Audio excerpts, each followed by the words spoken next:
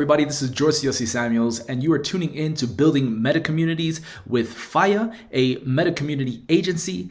And on this show, I've got a very special guest, Jyothee, a painter and rising NFT artist who has definitely made a splash for herself on Twitter and in the general NFT ecosystem as a result of not only her digital artwork, but also her involvement in some very high profile projects. And so today we're going to talk a little bit about her career, her work, and also her experiences dealing with communities in this space. And without further ado, let's get the show started.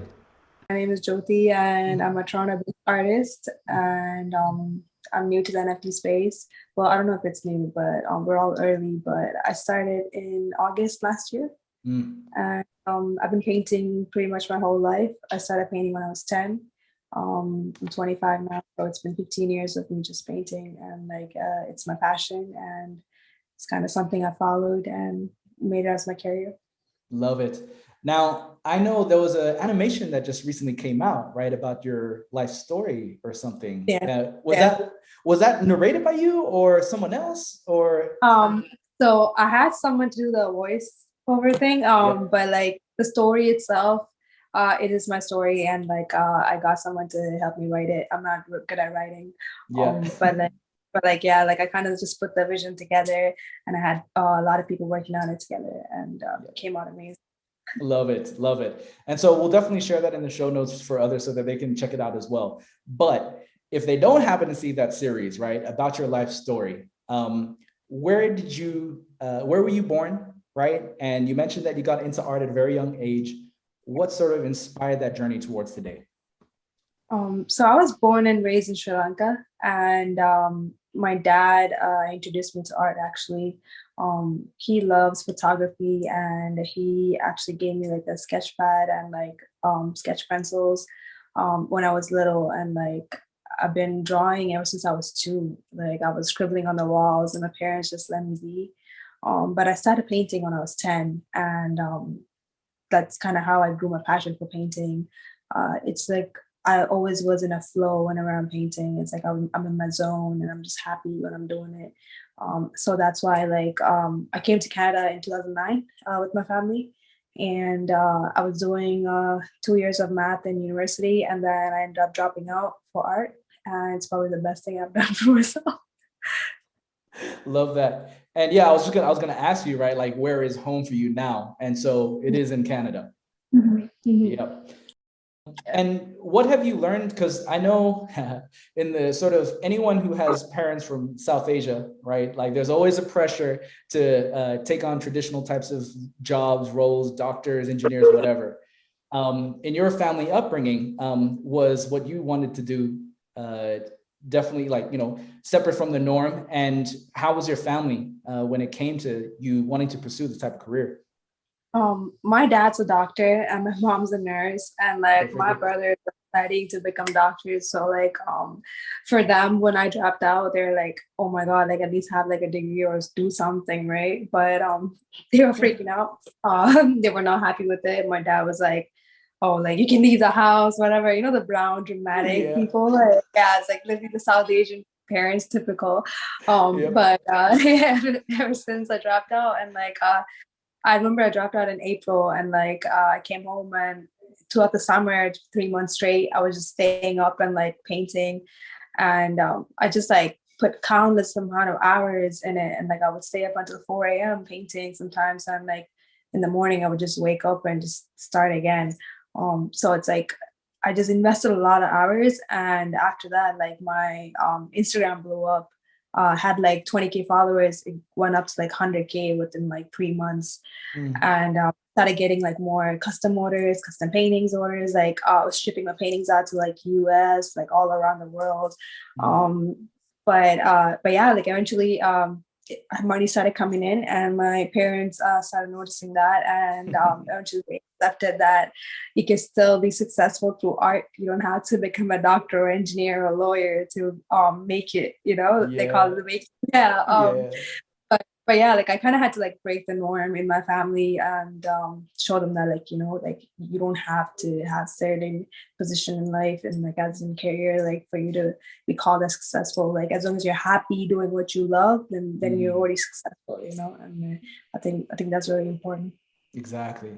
And how long, when you were posting things up on Instagram, how long did it take, until you started to see like the momentum shift? Was it, you said 3 months, right? Like it grew, Yeah, it just blew up. But like, of course, you're doing a lot of stuff beforehand. yeah. So yeah. So beforehand, like because of university, I had exams and stuff. I probably painted like once a week, something like that, and like the posts were not consistent. And like after I dropped out, since I had more time, I was posting almost every day. Just like work in progress videos of me painting, time lapses, like final pictures of the paintings and stuff like that. So I guess like it helped with the engagement, the algorithm, and that's kind of how it helped me grow, like just being consistent with my posting and stuff like that. I did more live videos and like showed them how I can paint, stuff like that. I also worked with like projects. I did a painting for OVO 40, that's Drake's producer, Nice. and I did a for the Weekend's creative director Lamarcy Taylor. Nice. And 2019, I ended up working with Coach for their collaboration with Michael B. Jordan. The And Naruto then one. yeah, Naruto one, yeah. I saw that at the mall and I remember seeing that. I was like, yo, this is dope. But I had no idea that, you were involved in Yeah, that because I thought that was sick. crazy. Yeah. So Yeah. they flew me down to New York and it was for the New York Comic Con and I was representing the brand and it was Naruto. It was just amazing because like I've been painting Naruto my whole life and like it was just a dream to be there. And yeah, like they asked me to draw a picture of Michael B. Jordan as a Naruto character. And Nice. and yeah, like it was sick. Like it was a good experience. And like I would say, like painting anime brought me there, right? So Yeah. I'm forever grateful for the opportunity. Love it. Oh man, that's so dope. Yeah, like it was great. I remember seeing it. I was like, who came up with this idea? This is the greatest thing ever. Yes. So okay. Now, of course, when I first reached out to you, I heard about you through like NFT stuff, watching your Dual Soul, community. We'll talk more about that. But when did the NFT stuff come into the picture? And, how did that sort of shift things? Yeah. So I've been painting pretty much until like last year because something happened. But basically my car engine blew up and fire caught in my garage and all my paintings caught on fire. And I kind of got depressed and I didn't paint for like 4 months and I kind of figured out like I could do digital art for a bit. Because like I realized that digital art cannot be destroyed. It's always there. And like while paintings, it is like fragile. It could get destroyed anytime. So when I started doing more digital, my friend messaged me. He was like, yo, like there's NFTs, you check it out. I don't know what it was. I was like, yo, who the hell like sells JPEGs? You know what I mean? Yeah. So I looked into it and I started doing the collection DualSoul. Sat down with a couple of my friends and we planned it out. And that was my Genesis collection DualSoul. And it was my first art that I did was Phoenix. And it kind of represents what happened in the fire and like because Phoenix rises no matter what happens, right? So it was kind of inspired by that. And my collection also was basically for me to teach spirituality through art. That has always been my goal. And NFT gave me the opportunity to do so. Because the collection, if you see, it's like the girl, it's a face of a girl with like other half is like a tiger or a lion. It just shows that energy cannot be destroyed. It can only be transferred, right? So for me to like show that it's the reincarnation that's happening through each soul. That's kind of what I did with like Dual Soul. But yeah, that's pretty much it. Love it. I mean, that's what drew me as well, because I'm very big on the spirituality, animal symbolism. Actually, for me, I have a huge affinity with white wolves. And for those who know me, that's just a thing. And it's like actually helped heal my life in terms of taking on like, native cultures. They talk about like animal medicine, and how you can take in a lot of that to be able to heal yourself during your life. And so I was curious, just for Dual Soul, the name itself, like how'd that come together? I see, of course, you've got the Phoenix human, but was it just that or was it more? Yeah, so dual is like shows like it's two, right? So it just shows unity. You could be human, but you're one with everything, right? So that's kind of why I put like a human face and have something else. So it just shows like duality, like you know, it's just two of them in one. Yeah. It just shows that we're all one and the same, and we're all just made of energy. And like I'm no better than a worm on the ground, you know, and like, but I am nothing, but I'm also everything. Like that's kind of what I'm trying to do. But yeah, like I love art, and like I love exploring the spiritual side of life, and like for me to express that through art is just amazing. So that's kind of what I'm doing. What a blessing. And the dual soul community, right? When did that start to form? Was that something you ever expected, you know, to start like fostering in terms of a Discord server and all that sort of stuff? Great. So when I first came to space, I had a couple of my friends who actually guided me. One of them is NFT Prince, and another one is NFT Anonymous. And these are just NFT Prince, actually a friend of mine from Toronto, and he kind of guided me through of like how everything works with the project, like Discord and stuff. Sorry, my dog is the crying. wolf over there. Yeah, that's all right. All right. So for your dual soul community, how did that form? You know, did you ever expect yourself to be creating a community on Discord, etc.? Honestly, when I got into space first, NFT Prince was one of the people that was helping me out. And he's actually a friend of mine from Toronto. And he kind of helped me set up like the Dual Soul project, Discord and stuff like that. And also my partner who's working with me, 3i, he helps me out too. So we just kind of sat down and like made Discord, and I went on Twitter Spaces, started talking about the project, and it started gaining more momentum. At first, I was just doing one drop per day, and so far, like whenever I drop something, it was sold out.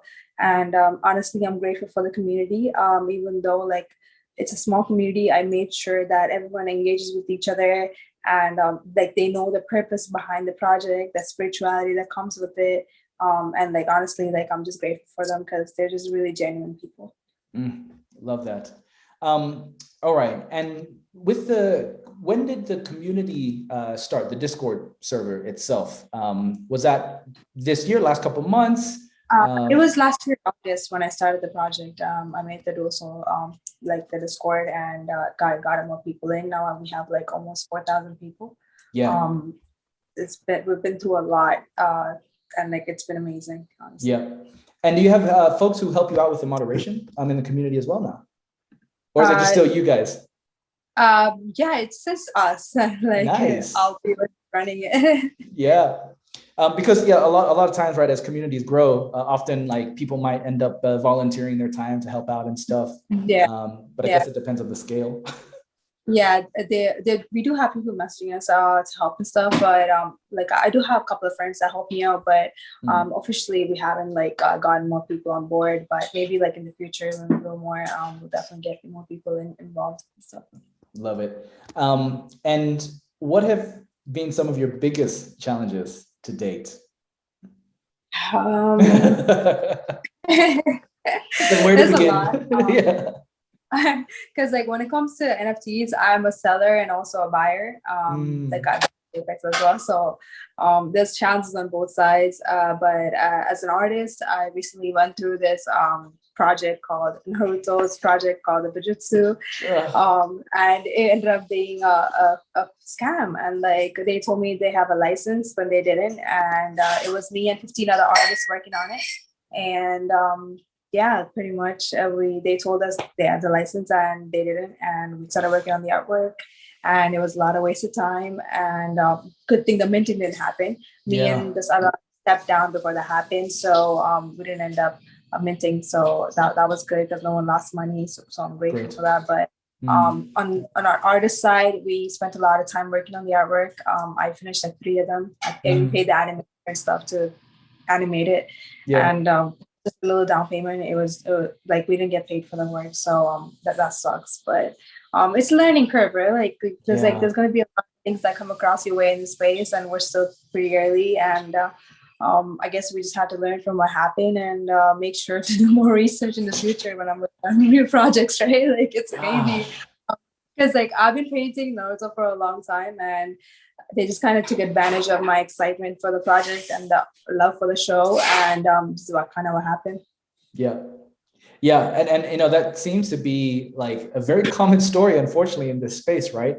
That a lot of people are kind of getting done by the excitement around things. And I remember that Discord, right? Like, because they were doing the whole like, okay, at a certain time we'll share the link, right? And then you try to get in, to see if you can get in at the right time. And I was amazed because like I thought I was fast, right? And then you click on the damn thing and it's like expired. I'm like, yeah. I was like, there's like boss that got in. They didn't even. I didn't want to talk about it, but they didn't even like plan it out properly, and like, yeah, it was just crazy because like the traction was crazy. My Twitter, I only had like 7K followers, and like just me tweeting that I'm working on this project, it grew to like 30K within 2 weeks. That's and insane. like it was just insane. Like it was just straight marketing, but I didn't know the backlash of it, where it could be a potential fake license and like everything could just come crashing down. But honestly, like I think this happening was good because a lot of artists in the space actually learned that this could happen to anyone, and like me and 15 other people, and it is what it is. Like you gotta learn from it, and we gotta make sure in the future, like we gotta do more research before we even jump into a project. Because even though like it was not our fault as artists, but because we were involved in working on the art, it was still bad. Exactly. Did you ever hear what happened to the two? Was it a couple, brother and sister? There was a brother and a sister, and they were from Canada too. So they were like, oh, we're docs. They had like a whole Skype meeting with like me and 15 other artists, and like they were like giving all this information. They're like, yeah, we're gonna do this properly. Like they did down payment of like $1,000, and like they were like, yeah, like this is what's happening. Minting is not until March or April anyway, and we're gonna have a video of Kishimoto talking about it on January 7th or whatever. So they literally made me and 15 other artists wait for that video on January 7th. But then they ended up getting scammed by someone who they thought was Kishimoto. So this is a whole crazy story, and like there was actually an article on it too. Oh my gosh. Interview for it. Honestly, it was just crazy. Like I can't really what happened, but like it's just too much. Well, luckily you came out okay, not completely torn down or anything. But I know also afterwards you were involved in some Twitter spaces. I think I tuned into one, and I remember some guy was defending you over something. Do you remember that Twitter space or conversation? There was a couple of Twitter spaces that happened after that. Like I remember when the news first came out that it was a scam project. I was in a Twitter space with like 1,000 people, and it was like an intervention. Like I was literally on a Twitter court, and they were like asking me questions. They were bashing on me, and then it was crazy because like there's like 15 other artists that was involved. And there's a couple of them in the listeners, and they were scared to come up and speak. I was the only one standing there taking the heat. Even like one of the artists DM me, they're like, yo, I don't know how you're doing this. Like, I'm scared to come up and speak because they were just attacking. Like, even though I'm not the founder, sorry. That's right. Yeah. Oh, I don't have, sorry, I'm gonna call. Even though I was not the founder, like I'm just an artist that was involved in it. There were a lot of questions coming at me. But I'm glad I did that space because I got to explain my side of the story and how everything came out. But like I think the space you're talking about was the one I hosted on January 5th, when I wanted to like tell everyone that it was actually a scam. Then like I got scammed, and like that's the same time the founders came and did their own space, and they were like, yeah, like we got scammed, and please don't blame the artist or whatever. And I'm like, bro, it's too late. Like, exactly. We already got backlash. Like it is what it is. But yeah, like I learned a lot from that experience, and But I got exciting things coming up though. Like I'm working on a collaboration with Got Cat Gang. Nice. I'm doing one piece with them, and it's going to be dropping probably next week or something. But yeah, I'm really excited for that. Nice. And the Naruto pieces that you created for that last project, did you repurpose it? Like, were you able to do anything with it? I can't use it anywhere because it's copyright, and I don't want to sell it either because it's copyright. So it just Mm. goes to waste. And I paid the animator, I lost money. I just posted on Twitter. I'm like, hey Mm. guys, like I worked on the artwork, I can't use it, so I'll just share it on Twitter, whatever. It's just fan art. Yeah. Yeah, I'm Yeah. not profiting off of it, so it's just on Twitter, but I just tweeted it. Ah, damn. Wow. Well, Yeah, life is about the lessons, the journey. And yeah, glad you came out okay. And, you're still going through and going ahead with other things. Um, thank you.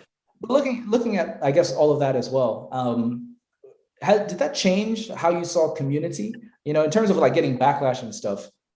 Definitely. Yeah. Yeah, because when I first came to space, everyone was loving and like they were just nice and stuff. And then when something like this happened, like even though it was not my fault, Mm. sorry, I just keep getting a call. Okay. Yeah, even though it was not my fault, and it was just as an artist, I got scammed, and like it was crazy because when it happened, no one really showed empathy towards someone that actually went through the scam itself. So bashing on me just showed me that not everyone really cares about your emotions. And Yeah.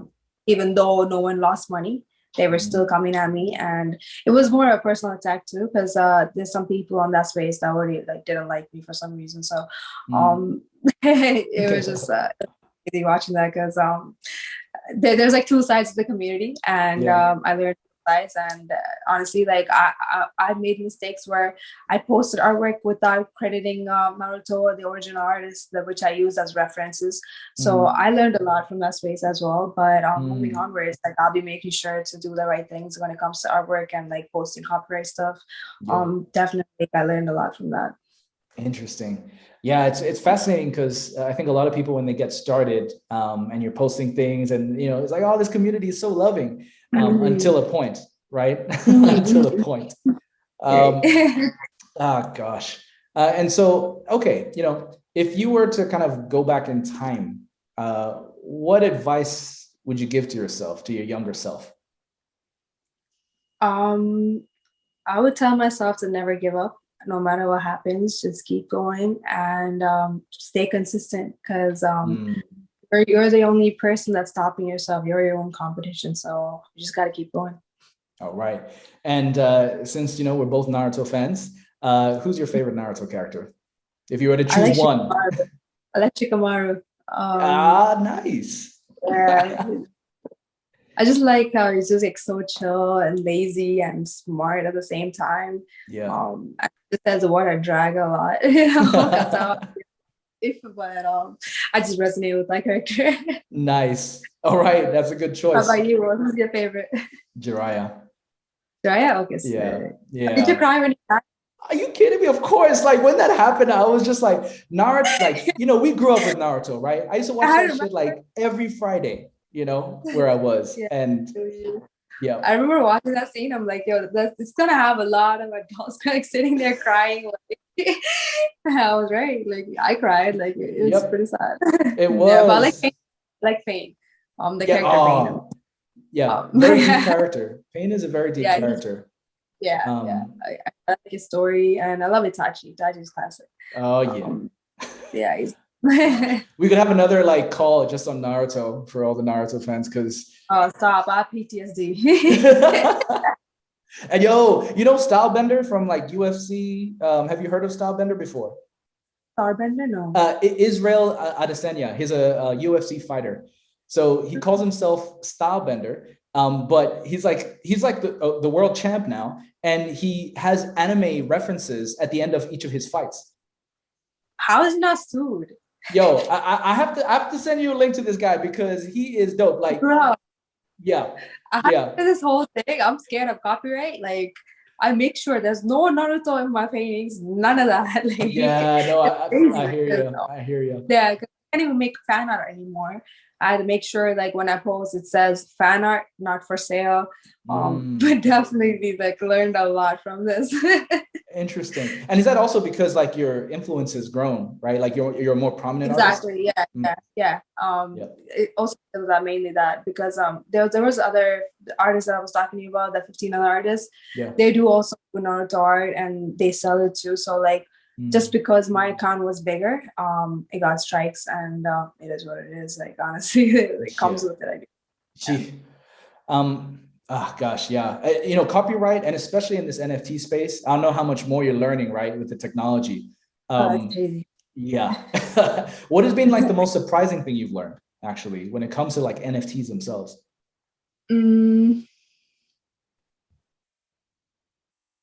Surprising thing. I don't know what's the thing. Or even just something like, I guess, new, something new. Something new.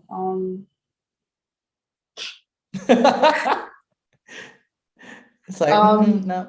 Being doxxed doesn't mean it's a legit project. The founders being doxxed does not mean it's not a rug pull. People can say they're doxxed, like they could even use someone else as an image and like do it behind the scenes.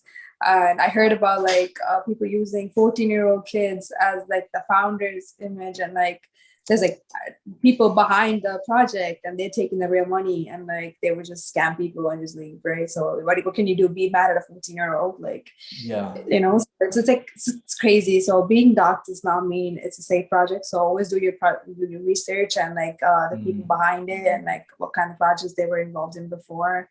Yeah. It's always good to do your research before you buy into something. I'm a buyer too, so like I bought a couple of stuff that I'm proud about. I bought Mutant Apes.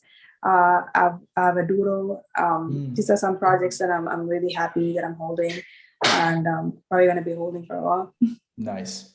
And I think one question I forgot to ask was, for someone who's new to this space and, you know, they're an aspiring artist as well, what advice would you give to them coming in? And also if they find themselves having to like grow a community alongside their artwork?